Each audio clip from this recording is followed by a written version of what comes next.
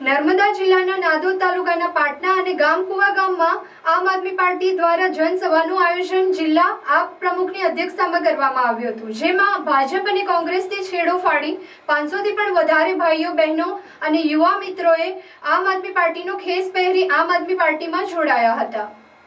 ચૈતરભાઈ વસાવા એક ધારાસભ્ય હોવા છતાં પણ આ નર્મદા જિલ્લાના પોલીસ અને ભારતીય જનતા પાર્ટીના ઇશારે ખોટી એફઆરઆઈ કરી ખોટા કેસમાં એમને ફસાવી એમની પર ખોટી કલમો લગાવી ખોટા આરોપ લગાવવામાં આવ્યા હોવાના આક્ષેપ સાથે હવે ટ્રાઇબલ વિસ્તારમાં અને દરેક સમાજના લોકો હવે ગામે ગામ જાગૃત થઈ રહ્યા હોવાનું ઉપસ્થિત અગ્રણીઓએ જણાવ્યું હતું।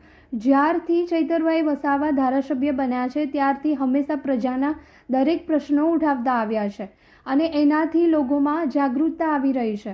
દરેક વ્યક્તિઓને પોતાનો હક અને અધિકાર શું છે તેની જાણ થવા લાગી છે। એમની વિચારધારાથી પ્રભાવિત થઈ અનેક લોકો ખૂબ જ મોટી સંખ્યામાં ભાજપ અને કોંગ્રેસનો છેડો ફાડી આમ આદમી પાર્ટીનો ખેસ ધારણ કરી પાર્ટીની વિચારધારા જોડે જોડાઈ રહ્યા હોવાના પણ તેઓએ દાવો કર્યો હતો।